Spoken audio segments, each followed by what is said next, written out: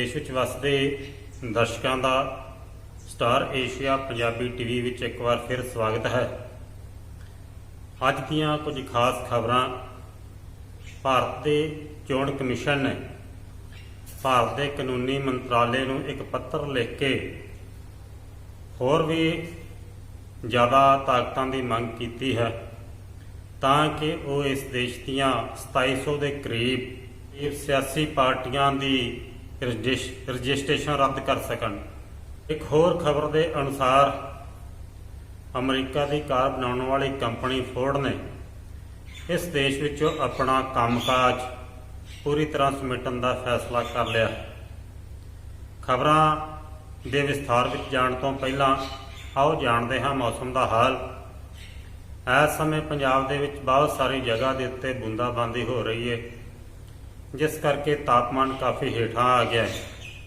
कल की बरसात तो बाद जिथे एसी बंद हुए सन, रात की बरसात तो बाद हुण पक्खियां की भी लोड़ नहीं समझी जा रही। ये बरसात ने जिथे मौसम बहुत ही सुहावना बना दिता है, उत्थे इस बरसात ने बटाले विच इतिहासक जोड़ मेला कंध साहब जो कि गुरु नानक देव सच्चे पातशाह जी के विआह पुरब की याद में मनाया जाता है, उसनों काफ़ी हद तक प्रभावित किया है। इस जोड़ मेले ते बहुत ही दूरों दूरों चल के संगतां आउंदियां हन। ਵੱਖ-ਵੱਖ तरह दीयां चीज़ां वस्तां वेचण वालियां दीयां दुकानां लगदियां हन, भंगूड़े लगदे हन।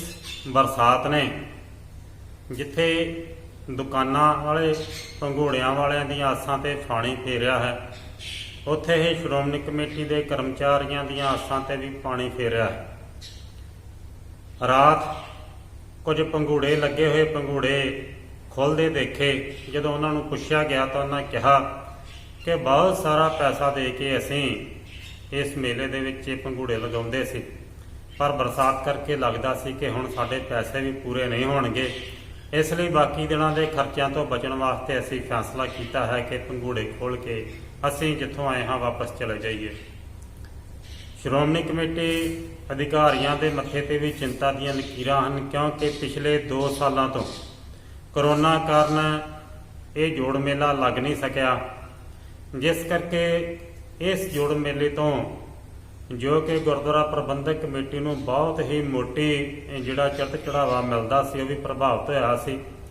इस बार ये आस बजी सी कि संगतां जिहड़ियां बहुत ही वड्डी गिणती विच इसे पहुंचदियां हन और गुरुद्वारा साहिब विखे अपनी कारपेटा भेट करके अपने मन दीयां इच्छावां पूरीआं करदियां हन, अरदासां करवा के। जे इसे तरह ही मींह पैंदा रहा तो हो सकता है संगतां बहुत ही घट आउण, जिस नाल जिहड़ा चढ़त चढ़ावा अते गोलकां दे विच पैण वाला दान वो जरूर प्रभावित होवेगा। हुण खबरां विस्तार नाल। भारत के चोण कमिशन ने भारत के कानून मंत्रालय नूं एक चिट्ठी लिख के मंग की है कि उन्हां दीयां ताकतां वधाईआं जाण ताकि वह इस देश दे विच बोगस खड़ियां कीतियां सियासी पार्टियां के रजिस्ट्रेशन अते मानता रद्द कर सकन। बहुत सारे इस देश के लोगों नूं, इस देश के वोटरां नूं पता नहीं होवेगा कि इस देश दीयां बहुत सारियां ऐसियां सियासी पार्टियां हन जिहड़ियां चोण कमिशन के कोल रजिस्टर्ड ते हन, पर उन्होंने कदे भी इलैक्शन नहीं लड़ी। चोण कमिशन ने अजिहियां 2700 पार्टियां की इस देश के अंदर निशानदेही की है जिहड़ियां चोण कमिशन कोल रजिस्टर्ड ते हन, पर उन्होंने कभी इलैक्शन नहीं लड़ी। फिर ये सियासी पार्टियां काहदे वास्ते रजिस्टर्ड हन? चोण कमिशन के दस्सण मुताबिक इन्हां सियासी पार्टियां नूं भारत ही एक कानून के मुताबिक जो कि पब्लिक एक्ट है उहदे 29B अते 29C के तहत सियासी पार्टियां नूं हक है कि वह इस देश के लोगों कोलों चंदा इकट्ठा कर सकदियां हन। इस दे नाल ही इन्हां पार्टियां नूं यह भी हक है जो कि इनफोर्समेंट डायरैक्टोरेट के धारा 314 के मुताबिक ये पार्टियां जो भी इस देश के विचों चंदा इकट्ठा करदियां हन ਉਹ ਕਿਸੇ ਵੀ ਪ੍ਰਕਾਰ ਸਰਕਾਰ ਨੂੰ ਨਹੀਂ ਦੱਸਣਾ ਹੁੰਦਾ। ਇਸ ਦੇਸ਼ ਦੇ ਹੀ ਬਹੁਤ ਸਾਰੇ ਕਾਨੂੰਨਾਂ ਦੇ ਮੁਤਾਬਕ ਇਹ ਸਿਆਸੀ ਪਾਰਟੀਆਂ ਆਪਣੇ ਮਿਲੇ ਹੋਏ ਚੰਦੇ ਨੂੰ ਗੁਪਤ ਰੱਖ ਸਕਦੀਆਂ। ਚੋਣ ਇਲੈਕਸ਼ਨ ਕਮਿਸ਼ਨ ਦੇ ਅਨੁਸਾਰ ਉਹਨਾਂ ਨੇ ਇਸ ਦੇਸ਼ ਦੇ ਵਿੱਚ ਜੋ 2762 ਸਿਆਸੀ ਪਾਰਟੀਆਂ ਦੀ ਨਿਸ਼ਾਨਦੇਹੀ ਕੀਤੀ ਹੈ। ਚੋਣ ਕਮਿਸ਼ਨ ਦਾ ਮੰਨਣਾ ਹੈ ਕਿ ਬਹੁਤ ਸਾਰੀਆਂ ਪਾਰਟੀਆਂ ਇਸ ਦੇਸ਼ ਦੇ ਵਿੱਚ ਹਵਾਲਾ ਅਤੇ ਮਨੀ ਲਾਂਡਰਿੰਗ ਦਾ ਕੰਮ ਕਰ ਰਹੀਆਂ ਹਨ। ਉਹਨਾਂ ਦਾ ਕਹਿਣਾ ਹੈ ਕਿ ਇਸ ਤਰ੍ਹਾਂ ਕਰਕੇ ਇਹ ਇਸ ਦੇਸ਼ ਦੇ ਵਿੱਚ ਬਹੁਤ ਹੀ ਗੈਰ ਕਾਨੂੰਨੀ ਕੰਮ ਕਰ ਰਹੀਆਂ ਹਨ। ਉਹਨਾਂ ਨੇ ਕਾਨੂੰਨ ਮੰਤਰਾਲੇ ਤੋਂ ਮੰਗ ਕੀਤੀ ਹੈ ਕਿ ਜਿਹੜੀਆਂ ਪਾਰਟੀਆਂ ਨੇ ਪਿਛਲੇ 2 ਸਾਲਾਂ ਤੋਂ ਕਿਸੇ ਵੀ ਤਰ੍ਹਾਂ ਦੀ ਇਲੈਕਸ਼ਨ ਨਹੀਂ ਲੜੀ, ਉਹਨਾਂ ਪਾਰਟੀਆਂ ਦੀ ਚੋਣ ਕਮਿਸ਼ਨ ਕੋਲ ਰਜਿਸਟ੍ਰੇਸ਼ਨ ਰੱਦ ਕੀਤੀ ਜਾਵੇ। ਚੋਣ ਕਮਿਸ਼ਨ ਦਾ ਕਹਿਣਾ ਹੈ ਹੁਣ ਜਦੋਂ ਕਿ 5 ਰਾਜਾਂ ਦੇ ਵਿੱਚ ਚੋਣਾਂ ਹੋਣ ਵਾਲੀਆਂ ਹਨ ਤਾਂ ਇਹਨਾਂ ਚੋਣਾਂ ਤੋਂ ਪਹਿਲਾਂ ਇਹਨਾਂ ਪਾਰਟੀਆਂ ਦੀ ਨਿਸ਼ਾਨਦੇਹੀ ਕਰਕੇ ਉਹਨਾਂ ਦੀ ਰਜਿਸਟ੍ਰੇਸ਼ਨ ਰੱਦ ਕਰ ਦੇਣੀ ਚਾਹੀਦੀ ਹੈ। ਇਸ ਤੋਂ ਪਹਿਲਾਂ ਵੀ ਸਨ 2016 ਦੀ ਫਰਵਰੀ ਤੋਂ ਲੈ ਕੇ ਦਸੰਬਰ ਤੱਕ 255 ਅਜਿਹੀਆਂ ਸਿਆਸੀ ਪਾਰਟੀਆਂ ਦੀ ਨਿਸ਼ਾਨਦੇਹੀ ਕਰਕੇ ਉਹਨਾਂ ਦੀ ਰਜਿਸਟ੍ਰੇਸ਼ਨ ਰੱਦ ਕੀਤੀ ਗਈ ਸੀ ਤਾਂ ਕਿ ਉਹ ਚੋਣ ਨਾ ਲੜ ਸਕਣ। ਇਸ ਦੇਸ਼ ਦੇ ਬਣਾਏ ਹੋਏ ਕਾਨੂੰਨਾਂ ਮੁਤਾਬਕ ਜਿਸ ਪਾਰਟੀ ਦੀ ਰਜਿਸਟ੍ਰੇਸ਼ਨ ਚੋਣ ਕਮਿਸ਼ਨ ਰੱਦ ਕਰ ਦਿੰਦਾ ਹੈ ਉਸ ਕੋਲੋਂ ਚੋਣ ਲੜਨ ਦਾ ਹੱਕ ਖੋਹ ਲਿਆ ਜਾਂਦਾ ਹੈ। ਪਰ ਇਸ ਦੇਸ਼ ਦੇ ਹੀ ਕਾਨੂੰਨਾਂ ਮੁਤਾਬਕ ਬੇਸ਼ੱਕ ਉਹ ਸਿਆਸੀ ਪਾਰਟੀਆਂ ਚੋਣ ਨਾ ਲੜਨ, ਉਹਨਾਂ ਦੀ ਚੋਣ ਨਾ ਲੜਨ ਉੱਤੇ ਰੋਕ ਲਾ ਦਿੱਤੀ ਜਾਂਦੀ ਹੈ, ਪਰ ਉਹ ਪਹਿਲਾਂ ਵਾਂਗ ਹੀ ਚੰਦਾ ਇਕੱਠਾ ਕਰ ਸਕਦੀਆਂ ਹਨ। ਹੁਣ ਚੋਣ ਕਮਿਸ਼ਨ ਚਾਹੁੰਦਾ ਹੈ ਕਿ ਐਸਾ ਕਾਨੂੰਨ ਬਣਾਇਆ ਜਾਵੇ ਜਾਂ ਚੋਣ ਕਮਿਸ਼ਨ ਨੂੰ ਐਸੀ ਤਾਕਤ ਦਿੱਤੀ ਜਾਵੇ ਜਿਸ ਦੇ ਨਾਲ ਉਹ ਇਹ ਪਾਰਟੀਆਂ ਜਿਹੜੀਆਂ ਚੋਣ ਤੇ ਲੜ ਨਹੀਂ ਰਹੀਆਂ ਪਰ ਗੈਰ ਕਾਨੂੰਨੀ ਤੌਰ ਤੇ ਚੰਦਾ ਇਕੱਠਾ ਕਰ ਰਹੀਆਂ ਹਨ, ਉਹਨਾਂ ਨੂੰ ਬਿਲਕੁਲ ਹੀ ਮਾਨਤਾ ਰੱਦ ਕਰਕੇ ਨਾ ਤਾਂ ਉਹ ਚੰਦਾ ਇਕੱਠਾ ਕਰ ਸਕਣ ਅਤੇ ਨਾ ਹੀ ਚੋਣਾਂ ਲੜ ਸਕਣ। ਚੋਣ ਕਮਿਸ਼ਨ ਦਾ ਕਹਿਣਾ ਹੈ ਕਿ ਇਹ ਸਿਆਸੀ ਪਾਰਟੀਆਂ ਨੂੰ 20,000 ਰੁਪਏ ਤੋਂ ਥੱਲੇ ਦਾ ਚੰਦਾ ਜਿਹੜਾ ਹੈ ਉਸ ਦਾ ਕੋਈ ਵੀ ਹਿਸਾਬ ਸੰਬੰਧਿਤ ਵਿਭਾਗ ਨੂੰ ਨਹੀਂ ਦੱਸਣਾ ਹੁੰਦਾ, ਪਰ 20,000 ਤੋਂ ਉੱਪਰ ਦੇ ਮਿਲੇ ਚੰਦੇ ਇਨਕਮ ਟੈਕਸ ਅਤੇ ਹੋਰ ਵਿਭਾਗਾਂ ਨੂੰ ਦੱਸਣਾ ਬਣਦਾ ਹੈ। ਪਰ ਇਹ ਪਾਰਟੀਆਂ ਆਪਣੇ ਮਿਲਣ ਵਾਲੇ ਧਨ ਨੂੰ 20,000 ਤੋਂ ਥੱਲੇ ਦੀਆਂ ਰਸੀਦਾਂ ਵੱਖ-ਵੱਖ ਨਾਵਾਂ ਤੇ ਕੱਟ ਕੇ ਕਾਨੂੰਨ ਦਾ ਫਾਇਦਾ ਉਠਾ ਕੇ ਬੜੇ ਹੀ ਜਾਇਜ਼ ਨਜਾਇਜ਼ ਢੰਗ ਦੇ ਨਾਲ ਧਨ ਇਕੱਤਰ ਕਰ ਰਹੀਆਂ ਹਨ ਅਤੇ ਸਿਆਸਤ ਦੇ ਨਾਂ ਉੱਤੇ, ਸਿਆਸੀ ਪਾਰਟੀਆਂ ਦੇ ਨਾਂ ਦੇ ਉੱਤੇ ਇਸ ਦੇਸ਼ ਦੇ ਵਿੱਚ ਠੱਗੀ ਅਤੇ ਜਾਲਸਾਜ਼ੀ ਦਾ ਇੱਕ ਬਹੁਤ ਵੱਡਾ ਧੰਦਾ ਚਲਾ ਰਹੀਆਂ ਹਨ। ਇਸ ਸੰਬੰਧੀ ਕਾਨੂੰਨ ਮੰਤਰਾਲੇ ਦੇ ਮੰਤਰੀ ਕਿਰਨ ਰਿਜੀਜੂ ਨੇ ਵੀ ਕਿਹਾ ਹੈ ਕਿ ਸਾਨੂੰ ਇੱਕ ਚੋਣ ਕਮਿਸ਼ਨ ਵੱਲੋਂ ਅਜਿਹਾ ਇੱਕ ਪੱਤਰ ਮਿਲਿਆ ਹੈ ਜਿਸ ਉੱਤੇ ਅਸੀਂ ਵਿਚਾਰ ਕਰਦੇ ਹਾਂ ਅਤੇ ਜਲਦ ਹੀ ਇਸ ਸੰਬੰਧੀ ਫੈਸਲਾ ਲੈ ਲਿਆ ਜਾਵੇਗਾ। ਅਗਰ ਇਹ ਫੈਸਲਾ ਲੈ ਲਿਆ ਜਾਂਦਾ ਹੈ ਤਾਂ ਇਸ ਦੇਸ਼ ਦੀਆਂ ਬਹੁਤ ਸਾਰੀਆਂ ਐਸੀਆਂ ਸਿਆਸੀ ਪਾਰਟੀਆਂ ਦੀ ਰਜਿਸਟ੍ਰੇਸ਼ਨ ਬਿਲਕੁਲ ਰੱਦ ਹੋ ਸਕਦੀ ਹੈ ਜਿਨ੍ਹਾਂ ਨੇ ਕੇਵਲ ਰਜਿਸਟ੍ਰੇਸ਼ਨ ਹੀ ਕਰਵਾਈ ਹੋਈ ਹੈ, ਚੋਣਾਂ ਨਹੀਂ ਲੜਦੇ ਔਰ ਇਸ ਦੇਸ਼ ਦੇ ਲੋਕਾਂ ਅਤੇ ਹੋਰ ਜਿਹੜੇ ਵੋਟਰ ਹਨ ਉਹਨਾਂ ਤੋਂ ਪਾਰਟੀਆਂ ਦੇ ਨਾਂ ਤੇ ਧਨ ਇਕੱਠਾ ਕਰਦੇ ਹਨ। ਇਸ ਖਬਰ ਤੋਂ ਬਾਅਦ ਇੱਕ ਗੱਲ ਬਿਲਕੁਲ ਸਪਸ਼ਟ ਹੋ ਗਈ ਹੈ ਕਿ ਇਸ ਦੇਸ਼ ਦੇ ਵਿੱਚ ਠੱਗ ਤੰਤਰ ਅਤੇ ਜਾਲਸਾਜ਼ੀ ਤੰਤਰ ਇੰਨਾ ਕੁ ਮਜ਼ਬੂਤ ਹੈ ਕਿ ਉਹ ਇਸ ਦੇਸ਼ ਵਿੱਚ ਬਣੇ ਹੋਏ ਹਰੇਕ ਕਾਨੂੰਨ ਦਾ ਨਜਾਇਜ਼ ਫਾਇਦਾ ਉਠਾ ਕੇ ਇਸ ਦੇਸ਼ ਦੇ ਲੋਕਾਂ ਨੂੰ ਠੱਗਣ ਤੋਂ ਜਰਾ ਵੀ ਗੁਰੇਜ਼ ਨਹੀਂ ਕਰਦੇ। ਸਿਆਸੀ ਪਾਰਟੀਆਂ ਦੇ ਨਾਂ ਥੱਲੇ ਚੱਲ ਰਿਹਾ ਇਹ ਗੋਰਖ ਧੰਦਾ ਹੋਰ ਕਿੰਨਾ ਕੁ ਚਿਰ ਚੱਲੇਗਾ ਇਹ ਦੇਖਣਾ ਹੋਵੇਗਾ, ਪਰ ਇਹ ਜ਼ਰੂਰ ਹੈ ਕਿ ਇੱਕ ਪਾਸੇ ਇਸ ਦੇਸ਼ ਤੇ ਰਾਜਨੀਤੀਆਂ ਨੇ, ਰਾਜ ਕਰ ਰਹੀਆਂ ਪਾਰਟੀਆਂ ਨੇ ਇਸ ਦੇਸ਼ ਦੇ ਲੋਕਾਂ ਨੂੰ ਕੱਖੋਂ ਹੌਲੇ ਕਰਕੇ ਰੱਖ ਦਿੱਤਾ ਹੈ ਤੇ ਦੂਸਰੀਆਂ ਅਜਿਹੀ ਸਿਆਸੀ ਪਾਰਟੀਆਂ ਜਿਹੜੀਆਂ ਇਸ ਦੇਸ਼ ਦੇ ਵਿੱਚ ਚੋਣਾਂ ਲੜਦੀਆਂ ਹੀ ਨਹੀਂ, ਉਹ ਗੈਰ ਕਾਨੂੰਨੀ ਢੰਗ ਦੇ ਨਾਲ ਬਹੁਤ ਸਾਰੀ ਵਸੂਲੀ ਕਰਕੇ ਔਰ ਆਪਣਾ ਹਲਵਾ ਮੰਡਾ ਚਲਾ ਰਹੀਆਂ ਹਨ। ਇੱਕ ਹੋਰ ਅਹਿਮ ਖਬਰ ਦੇ ਅਨੁਸਾਰ ਅਮਰੀਕਾ ਦੀ ਸਭ ਤੋਂ ਵੱਡੀ ਕਾਰ ਕੰਪਨੀ ਫੋਰਡ ਨੇ ਭਾਰਤ ਵਿੱਚੋਂ ਆਪਣਾ ਕੰਮਕਾਜ ਸਮੇਟਣ ਦਾ ਫੈਸਲਾ ਕਰ ਲਿਆ ਹੈ।